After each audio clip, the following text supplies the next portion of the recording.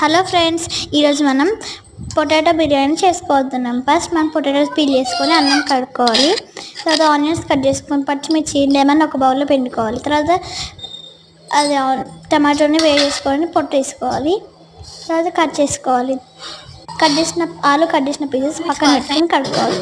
Next ఒక పెనం తీసుకొని దాంట్లో ఆయిల్ వేసి పొటాటోస్ ఫ్రై చేసి ఉప్పు కారం పసుపు అనేది వేసి కలిపేసుకోవాలి. మసాలా వేసేసుకొని తర్వాత ఇంకో పెనంలో పెట్టేసుకొని వాటర్ పోసేసి నెయ్యి అవన్నీ వేసేసి ఇంకో దాంట్లో ఇంతమంది ఫ్రై చేసుకున్న అవన్నీ వేసేసేయాలి.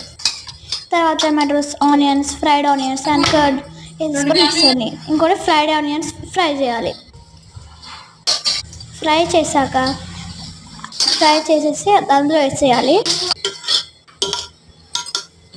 అన్నం వేసేసుకొని ఫ్రైడ్ ఆనియన్స్ వేసుకొని నిమ్మకాయ పిండేసుకోవాలి. నెయ్యి దమ్ పెట్టేసుకొని ఇప్పుడు మనం మజ్జిగ చేసేసుకుందాం.